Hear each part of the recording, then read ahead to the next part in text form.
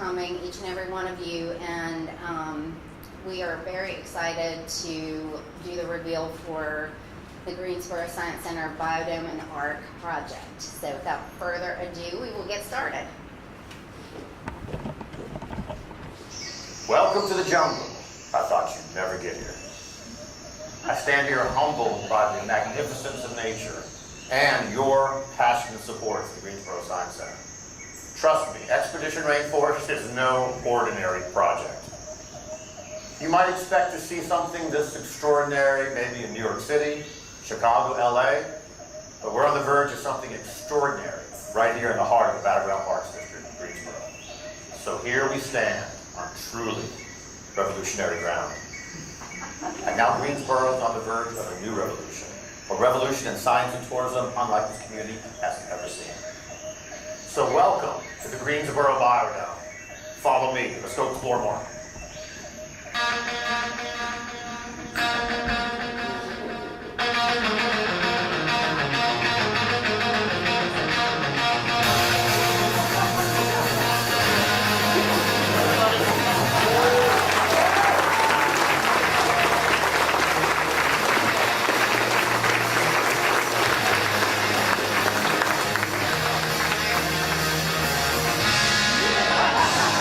Very hot in there.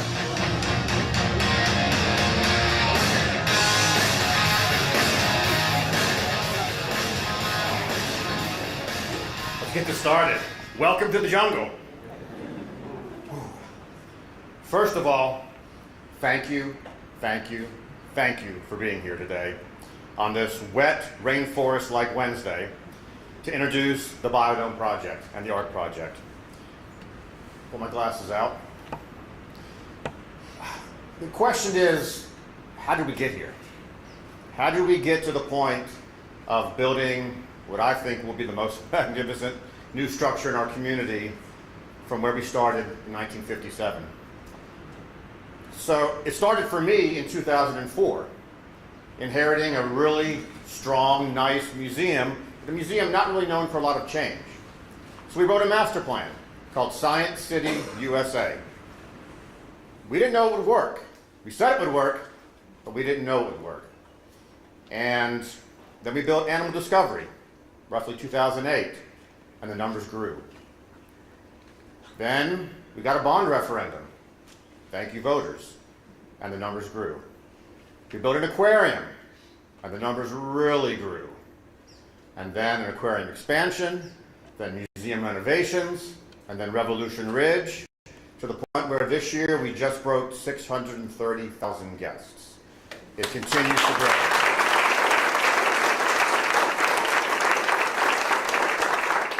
And now, we're about to do something that really is extraordinary, and that's what we're here for today. To introduce you to the project, Expedition Rainforest, Greensboro Biodome, and the ARC.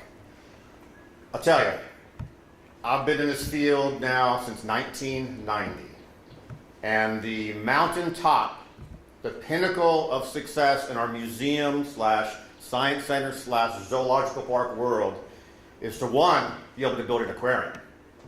We did that, and we expanded it. Two is to build something like this, a tropical rainforest biodome. And think about it, maybe if we're lucky, 5% of Americans, probably a lot less than that, will ever have the opportunity to go into the rainforest and experience what it's like. I was blessed as a Peace Corps volunteer many years ago, and it's hard, but the diversity that lives there, the magnificence of the space is awe-inspiring. So let's take a journey real quick into what Biodome is going to be for this community. It's a 5-story forest fueled by the sun. So, the Wiseman Aquarium outside, when you walked in, that's 3 stories. Imagine 2 stories above that, and you're driving down Lawndale at night, and you see this glowing red orb of life. It's going to be a transformative size and space for this organization, and I'll get to it in a second, some really cool technology.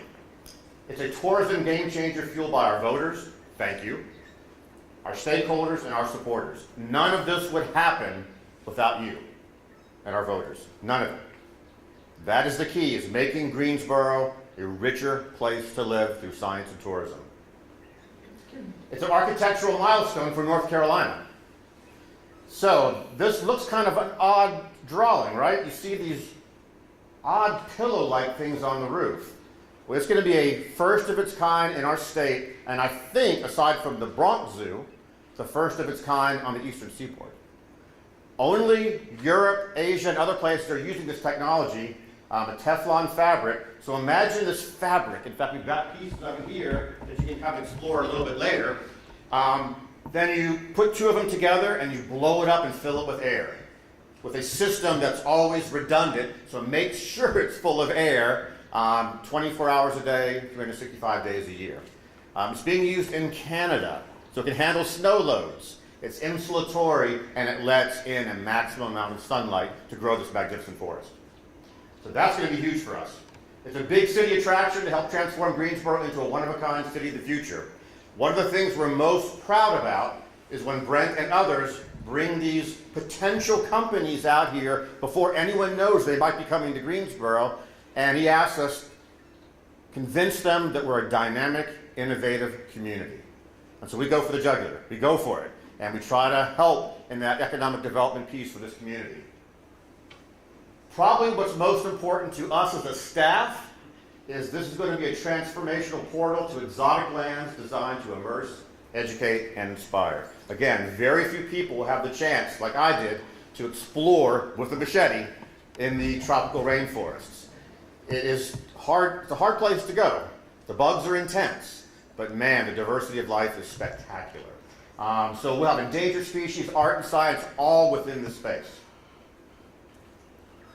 And, very importantly to you, iconic proof that public-private partnerships can yield extraordinary results. When passionate citizens come together with passionate leaders, great things happen. And that's what's happening right here today. So, a little bit about ARC. We're going to focus a lot on the biodome, but a little bit about ARC that's very important to cover. So ARC is what you'll see when you leave the biodome. It kind of completes the story, basically. So imagine you're in this atmosphere of life and science and trees and animals, and you're immersed as if you're pretending you're in the forest. And then you go back behind the scenes, and you see the keepers, the curators, the veterinarians, all these people doing the work to preserve those wild spaces. It completes the story. You're in the wild, and you're in the lab where all that hard work takes place. And hopefully it inspires new generations to become, wow, I can do that in the future. I can become a scientist. I can become a wildlife biologist, or whatever it happens to be. It ignites their STEM interests, and that's the goal of this project. ARC connects our guests to heroes of science, as I just described. ARC allows our guests to see animal care and conservation in action. There it is. Corals that are one day going back to the wild. Fish that are being bred for SSP breeding programs. Sea turtles that have been rescued from the coast because of cold stuns maybe, and are being rehabilitated right in Greensboro. Those kinds of things, it's right there, right in front of you. ARC is a rehabilitation and breeding center for sea turtles and more, I mentioned that. ARC is a hands-on experience with stingrays and new technology. Technology on the gangplank as you walk through, where you can look through and peer deeper into the actual tanks that were being exposed there for the visitors. And then ARC is a behind-the-scenes journey that is now front and center. In our last capital campaign, Think Big, we kind of say this flippantly, but it's so true. The two things that sold this organization's move in that forward direction was technology and penguins. Because you get to see this incredibly cool technology that we're creating right here on site that very few others are doing in our state, and then you get to go meet a penguin. And you get to immerse in that whole world of an endangered species, probably the second most endangered animal, penguin on planet Earth. And there it is, right at your feet. And you're learning about it and smelling it and all those great things in that experience. So ARC is a very important piece of the science story for this project. Okay, and I know this is what we get asked the most. What are the details? You've been hiding this for a long time. What are the details? So basically, it's going to be from our tortoise exhibit on the outside throughout the entire facility, a football field long. That's quite a journey, going through these winding paths filled with the forest. And roughly 32,000 square feet of indoor space.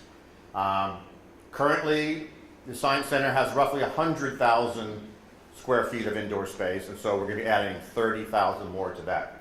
A large tropical rainforest exhibit and aviary. So you won't just walk to an exhibit and there's the animal. You're surrounded by them at all times. There's going to be exotic birds from multiple continents flying around you, breeding around you, eating around you, other things on top of you maybe. But that's part of the rainforest experience, complete and total immersion. A breeding facility for SSP animals. We're an AZA accredited facility, and so we are very much involved in breeding programs for these endangered and threatened species. A state-of-the-art conservancy growing over $1 million of tropical plants. So it's a giant greenhouse, an absolutely giant greenhouse. And it shows this picture here, they're touching the top. Because it's hard to get, the first trees we get are as high as maybe 23 to 25 feet tall. So imagine they eventually grow to fill that 5-story canopy. It's going to be absolutely amazing over decades of time. We are an 84-degree year-round oasis for citizens and tourists. So imagine a miserable February day. It's freezing outside. You get to go walk inside, 84 degrees, and immerse yourself into that. Now, you may come out later with a cold, but that's not going to be our problem. You have to figure that out yourself. Roughly 30 million in construction and maybe 2 to 4 million upfit costs. So that's our goal, and that is the budget we're working through right now. And it completes the Greensboro Science Center's 4-in-1, one-of-a-kind, top 5 North Carolina attraction. We believe, and this is the next slide, because we have now reached 630,000 guests, and we're about to expand our parking lot, we are absolutely 100% confident we can reach 750,000 guests coming to this 35-acre site on a regular basis from all 100 counties in North Carolina, and certainly from, we've tracked through zip codes, all 50 states. So it is going to transform tourism through that lens of science for Greensboro. And of course, science education is STEM advancement for everybody, including all the students that come here. A local, state, and global conservation programs. Currently, our conservation program is working locally, statewide, and globally on multitudes of projects. A lot of people don't know that, but you can learn more about that later. Projected recurring annual impact of $130 million a year. Let me set the stage for that. When we did our first economic impact study, I think it was before the first bond in 2009, it was showing, if I remember correctly, about $11 million of recurring impact. 11 million. Not bad. It's recurring money. Before we even opened Revolution Ridge, which is enormous for us, it jumped to $77 million of recurring impact. After Revolution Ridge, our guesstimate is over 100 million, and now with this project, I think this is low, but $130 million of recurring impact coming from 35 acres that people just come to visit for fun. It's a pretty amazing thing. Science-based tourism works everywhere it's tried. Quality of life for future business growth. Just like I mentioned before, people want to live in a community that has diverse, dynamic things to do with their families. We're trying to fill that void. And then marketing and branding for our city. Of course, we've all known that we've been tournament town for a long time. Well, that's great, and we'll continue to be so, but science is making its way into that storyline, and the Greensboro Science Center is helping to lead that. So, timelines. Knock on wood. Groundbreaking this fall. That's the plan. Substantial completion in June of 2026. Not that far away. Animal acclimation. So once they build it, there's just plants in there. We've got to get the animals in, the birds acclimated. They got to find their niches. They got to find where they're going to live. We have to work all that out. That's going to take a little while. So probably June through August for that, and the goal is a September 26th, maybe with our See to Believe Gala, maybe, grand opening of this magnificent new facility. So what's the experience? You're going to see it here in a second, because we're going to unveil this, and you're going to see the inside from a model perspective. But again, starting with technology, our tech team has come up with a way, I think you'll see this a lot maybe in like Times Square, those kind of places. But it's called Naked Eye 3D. So imagine you're walking through the doors, your family's coming in, you're all calm and everything, and then you see the screen that looks like it's 3D, because it kind of is, And these fish are coming up the river. They're coming up the river. They're coming up the river. And boom, boom, boom, boom. They're banging on the glass. These piranha are attacking you right as you walk in. Welcome to the jungle. That's the idea. The realities of life in the Amazon start this experience with technology in your face. Then you move into a dark, secretive area, life under the canopy. 80% of life in the rainforest lives here and below. That's where the creepy crawlies are, the reptiles, the amphibians, all the great stuff that we want to highlight in this space. So that'll be your first greeting in a very dark, amazing area. And then you emerge into the canopy. Boom, there it is. A football field in front of you of life, trees, animals, sound, noise, smells, you name it. It's going to all be in there. So that is where it's going to be. That's going to be the transformative view, that first perspective of awe the second you walk in there. Some of the creatures, just a small snippet of the creatures that live there. Sloths, toucan, clouded leopards, Chinese alligators. They're kind of in the shape of the American alligator back in the 1960s and 70s. Again, breeding program for them. Aldabri blancos tortoises, electric eels. Eels that if you touch them, get ready. Squirrel monkeys, spider monkeys, freshwater stingrays, golden lion tamarins, and all kinds of giant colorful birds, and small ones too. And an immersion in culture in these locations. Yes, we are going to be building our version of a pyramid inside this space, and that will be the home of some of our primates. This was partly inspired by when I got to go on a cruise with my parents into Central America, and we walked up on a pyramid very much like this, and sitting on top were monkeys that had taken it over. And so we weren't allowed to go up there because it was their space, their territory, and we were totally cool with that. So, with that real quick perspective, we're honored today to have Deputy Secretary for Natural Resources, Jeff Michael, here. This is the first time he's heard this, as well as all of you, and I'd like to invite him up here for a few comments. Well,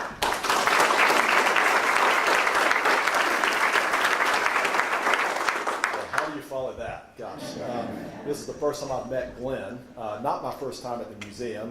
We used to bring our kids here.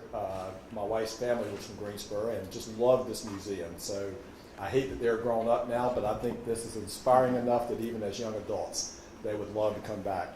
On behalf of Governor Roy Cooper and my boss, Secretary Reed Wilson, I want to extend greetings and congratulations to you for this exciting day. As Deputy Secretary of Natural Resources, I have the really tough job of overseeing our state parks, our state zoo, state aquariums, the Museum of Natural Sciences in downtown Raleigh, as well as our Land and Water Stewardship Division, which is where our Natural Heritage Program is. Now, I've been in this role for 3 years, and I don't know, Glenn, if I've ever been in a place that seemed to capture all 5 of my divisions in one place. As I was hearing you talk about the zoological aspects of this, the aquariums, the setting here in a, what'd you say, 35-acre park-like setting, the research and the education that will take place. This is what we do at our sites throughout the NCR. If Secretary Wilson was here, he would tell you that we are known as the Department of Fun in state government. But doing what we do and stewarding the resources that we do, we don't do it alone. We do it in partnership with others across the state. And that includes many statewide agencies like the Science Center here in Greensboro. You are part of our science network, one of our recipients of the state science grants that our Museum of Natural Sciences administers. And if Secretary Wilson was here, I asked him if he had any particular thoughts that he wanted me to share, and he said, I just continue to be blown away by what they are doing in Greensboro. They are a model for all of our science centers and museums across the state. And he really believes this as well. He's a son of a scientist and a school teacher. He really was instrumental in launching the new North Carolina Science Trail, which you are a site, a destination along that. It's a virtual tour, but it's intended for educators and parents to be able to go online and figure out where they can take their students or their children to learn about science. I would be remiss if I didn't say, given that passion for education, in particular science education, Secretary Wilson has started a new initiative within our department called Learning Happens Here. We've just brought on our first director of that program. And the goal is to do even more, to be more intentional about how we bring together the resources that we have in state government, but also in partnership with others and communities around the state to help people understand those as resources for educating people. So we look forward to the Science Center and what you have here being part of that Learning Happens Here initiative. Glenn talked a lot about tourism and the impact that sites like this have in the economic well-being of a community like Greensboro. We truly believe that as well. In fact, we've started a program called Gateway Communities. I think here we are in the Gate City. In many ways, you have that opportunity to be a gateway community for people who are looking for science tourism to really begin to do their studies. I was struck by your opening timeline when I saw September 2026, because we're also anticipating the opening in June of 2026 of the new Asia exhibit at the North Carolina Zoo just down the road. So my mind was already going to all kinds of thought processes about how you, being Greensboro, the largest urban area closest to Asheboro, might have an opportunity to put together some package tours over multiple days for people to really immerse themselves in this kind of experience. And we don't have those sorts of accommodations in Asheboro. So you really could be that destination, not only to visit this extraordinary facility, but also the enthusiasm and excitement that's going to be happening at the zoo. But none of it takes place without civic leadership. And as I look around the room, and I've already met a few of you, it is clear there is an extraordinary level of civic leadership here in Greensboro, coming together, public-private partnerships, the philanthropic community. And I'm not even aware of all that has gone into this, but you don't see a facility like this coming online without that kind of commitment and support. Final thing I will say that I heard Glenn talk about, and it is so true, I can tell you from experience, on that cold February day, this will be a wonderful respite. And I say that from experience because I chaperoned my son's 5th grade class to DC a couple of years ago, and it was probably the coldest, windiest day in DC history. And as we were touring the Capitol, and where did we make a beeline to? The Botanical Gardens right there next to the U.S. Capitol. And I think we hung out there for about an hour, and it was an extraordinary experience. So I just wanted to say he was not lying when he was mentioning that. I could say more, but I know you want to get on to seeing the unveiling. We have some other speakers, but thank you for allowing us to be a part of this today, and congratulations again on such an extraordinary project here in Greensboro. Thank you.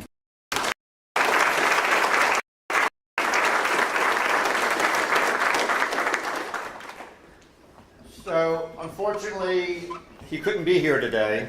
Dan Ash, the President and CEO of AZA, our accrediting body, wanted to be here, but they're in the middle of strategic and master planning themselves right now. So we did tape a message for us. So this proves our national presence as an organization. I served on the Accreditation Commission for 11 years, on the board as well, and AZA is that gold standard. Basically, there are over 2,000 USDA licensed organizations that call themselves zoos and aquariums in America.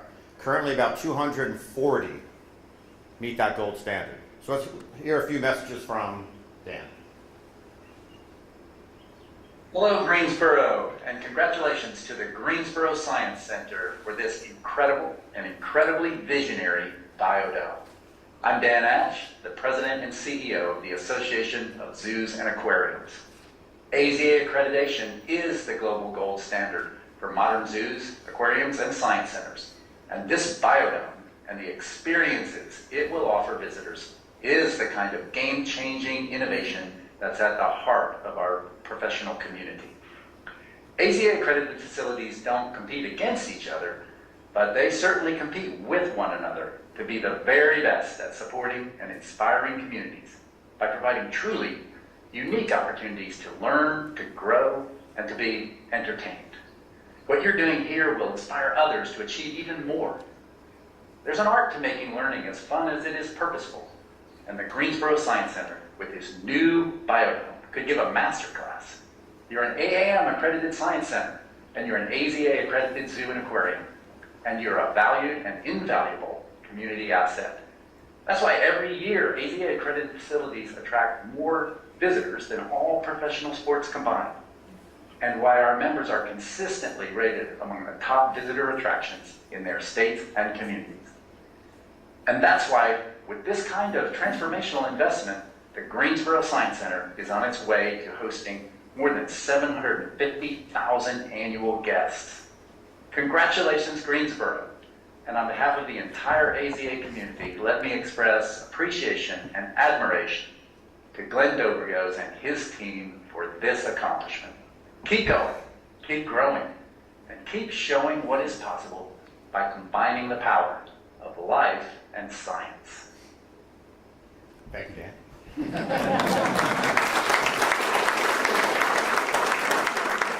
Next, I'd like to introduce someone I've known for an awfully long time. We've been friends a long time, and the whole Battleground Parks District concept is his brainchild. So I'm going to introduce interim city manager Chris Wilson. Yeah.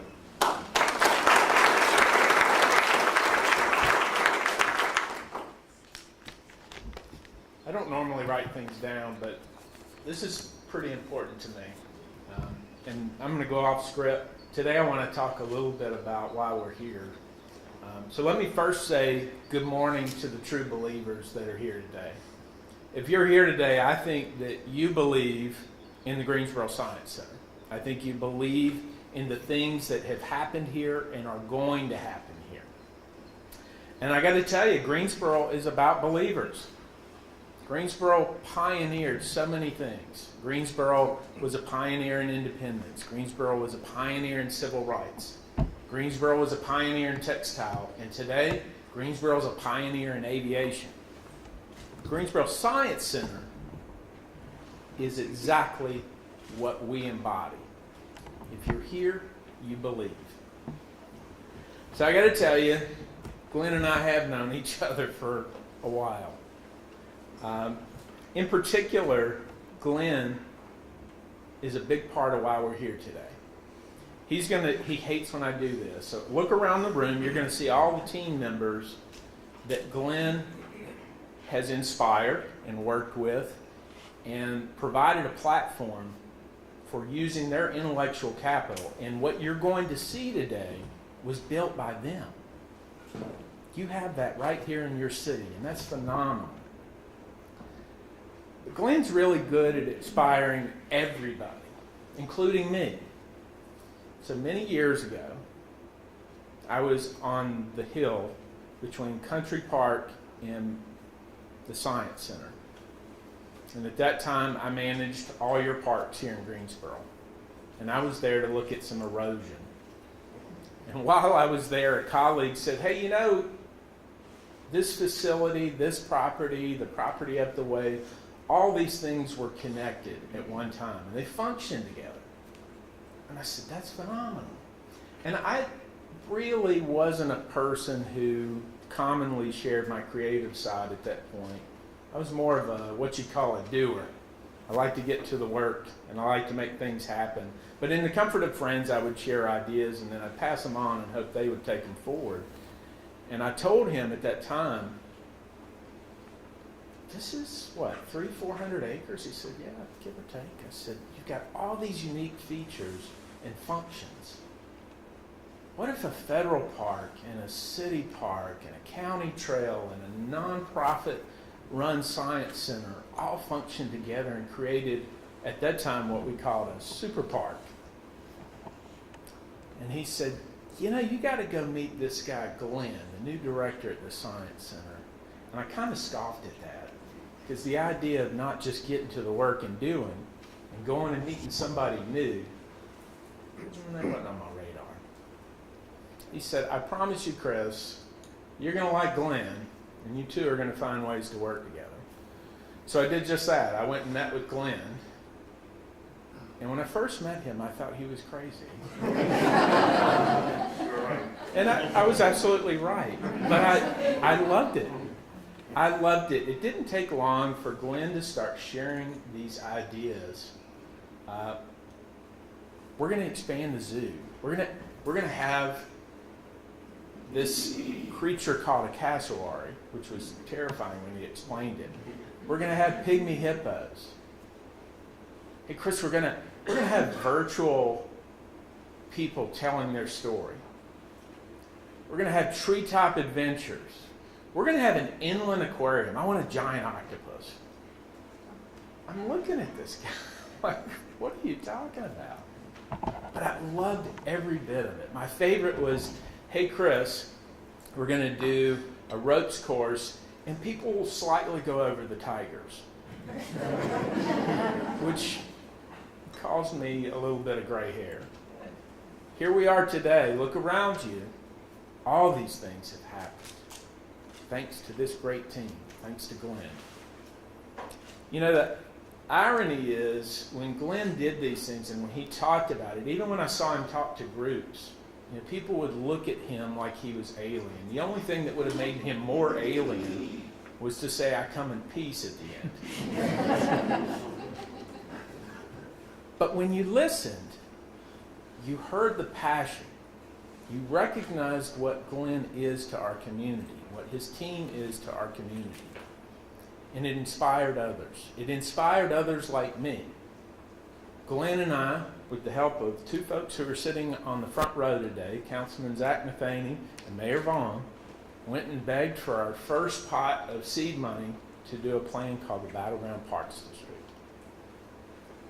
And today you can zip line right over the Battleground Parks District, or you can ride your favorite dragon across the lake, and more to come. Glenn continued to push me. He knew I was a parks guy. I did wildlife education early in my career. He continued to push and say, you know, we're doing this whole wing around conservancy, and we've got some really important folks who believe in that. And you guys can do that too. You know, there's this whole thing around sustainability. Well, here I sit today. My last gig as interim, we started the Office of Sustainability for the City of Greensboro. And today, Dr. Dorstein's sitting with us, our new leadership person. And we started this whole effort around sustainability for the City of Greensboro. So Glenn's had a huge influence on my life, but he's had a huge influence on your life too. And I want you to think about that, because today, now more than ever, we need believers. We need you to believe in what can be. And this, the biodome, represents exactly that. But I got to tell you, there's more to come. I promise that. Glenn, on behalf of the City of Greensboro, I want to thank you for everything you've done and your team. And I want to tell you how much I appreciate you and the influence you've had on not only our community, but me. Thank you.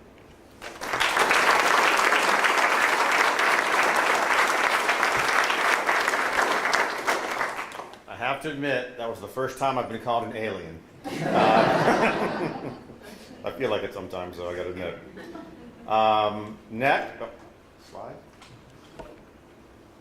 So, an extraordinary supporter in the mayor. I want to share a quick story. When we were looking at the most recent bond referendum, 2022, I believe, we had sat in this room as a board and a staff with our new master plan at the time, the Gateway Project. We had a board staff retreat. After that retreat, some of us sensed that something wasn't right. The board loved the ideas, but it lacked an iconic project. So I said, give us 2 weeks. In 2 weeks, we came back with the Biodome Arc project. Basically, it was taking concepts from that master plan and kind of smashing them together a little bit into one iconic project. Because guess what? That's what Greensboro citizens are used to now. What's next? What's next? What's next? They want it big. So the mayor was at a gathering out here. I don't remember what it was before the bond referendum. And I walked up to her with a picture, I believe, and said, would the council and you support a biodome? I'll never forget the look on her face. Because you say biodome, it's like when you say aquarium, people go, what? You say biodome, people go, what? The instant curiosity is there, and I could see it in her eyes. And she said, yes. And we never looked back since that point forward. So thank you for that. That one look inspired us to not look back. So thank you. So I'd like to introduce Mayor Vaughn.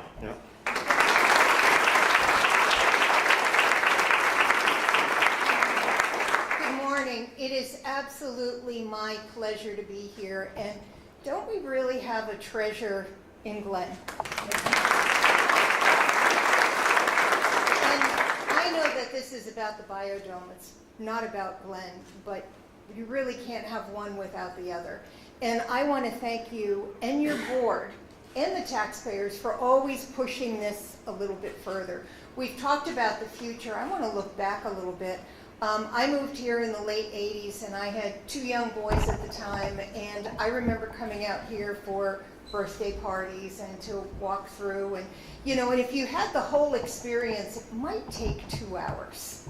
And you know, the pendulum, I love, keep it, whatever you do, I love the pendulum. And the big exciting thing was the dinosaur bone room. Now I have grandchildren, those children have children, and we come out here, and what you can do would take a weekend, if not more, to see all of these wonderful different events. This is a great place. So as a resident, I am really excited about this, which I think is one reason why the voters really got behind the bonds, because it was something that we could all enjoy. I was really pleased when the Science Center and the school system came together with their most recent agreement to allow our school system to come through and see this wonderful property that we have out here. Maybe not all of the children wouldn't have had that experience. However, I was really thrilled when the Science Center came up with the $5 ticket. And that would be for families who were on SNAP benefits, so they could get a ticket for $5 for up to 5 family members. That was a game changer. 15%, how many? 50% steady now. Yeah, that is a lot of people who are coming through this wonderful building, these wonderful grounds, and being able to see things that they wouldn't normally see. Glenn talked about somebody who might get bit with an idea. Well, looking at some of those pictures, they could get bit with other things too. An idea of what they might want to do as a career. You know, looking at just what's here now is really pretty amazing, and I'm sure that for some children it could be life-changing, just like we had hoped that the Tanger Center, as kids got to see things that they might normally be able to do, that it would light a fire in them to have an interest in something else. So I love this place. I love spending time out here with my grandchildren. And we were over by the tree houses one day, and I saw a young woman with her little girl, and the little girl was just having the best time of her life. You could see that she thought she was a princess up in these tree houses, and it was just great. So I asked the mother, I said, how often do you come here? She said, we're here 3 times a week. She said to be able to come to this wonderful place and let her run some energy off and meet other kids, and that was not an unusual story. I love to stop people, if people don't stop me, and ask them what they like about a place like this. And the stories that I hear are just so affirming. The bonds for the Science Center always pass overwhelmingly. So we have to say a really big thank you to the voters who constantly buy into this plan and see how much bigger it gets. And really, when you look at the time frame, it's happened pretty quickly. And you know, not lots of things in government happen quickly. So it's kind of nice that we step back, and you've got a great board, a great staff that made all of these wonderful things happen. I am so excited about the biodome. That is really going to be changing. To have over 500,000 people a year come through this facility is no is no small matter. And now to know that we're even going to have more people come to see this biodome, and it's a great holiday place. And I don't know if you're going to decorate the biodome, because sometimes the holiday lights get pretty cold too. So you might need to stop. So I am very excited. I just want to thank you all for this wonderful facility that we have out here. I always tell people, if you haven't been to the Science Center lately, you haven't been to the Science Center. This is a great facility, and I am so proud for the small role that I was able to play. Glenn, thank you for your leadership. Board, thank you for keeping him. And again, thank you to the taxpayers.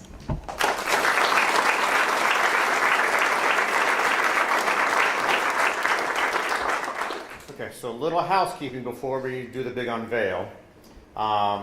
Emily Hinton from Lindsay Architecture and Ryan Verstadt from Civic Corporation, who are lead designer and builders for this project, are here. They're in the back. So if you want to ask technical questions about design and structure, they're the ones. And I'm saying that to the media as well. Staff will also remain around to answer any questions you might have, because they are urgently involved in this project. If she cooperates, and I haven't seen I see a thumbs up, okay. If she cooperates, and she has, go meet in our lobby one of our first inhabitants of the biodome, Indy, our sloth, is out for all to see. This took days and days and days of keeper patience to make this happen. So she's very shy, but she's getting less shy. And we'll have a multitude of sloth living in this exhibit. And then also we open our butterfly house. Thank you, Sue Cole, in this weekend. And if it's not raining, we invite you to go out there as well after this grand opening here and reveal. So I'd like to invite up Secretary, Mayor, Zach, Tara, and of course Chris, to come up here, help me do this. We need like 3 on this side and 3 on this side. We're going to pull it taut and pull it backwards for the big reveal of the new Greensboro biodome exhibition. Okay, you want to go? Yeah, sure. Well, right here in the middle. Right here in the middle. Okay. Do whatever you tell me. Good. Okay, so we're going to lift and we're going to pull it towards them. Okay, gotcha. Voila.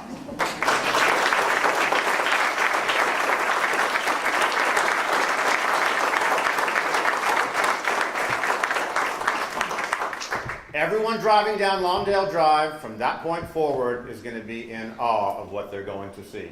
So we invite you, first rows first, come up, take a look, peer in, then of course we'll let the media get as close as they want as well and answer any questions they want. So again, thank you for being here. This is a very important day for us, and we're going to stick around, answer all your questions, so please, come on up.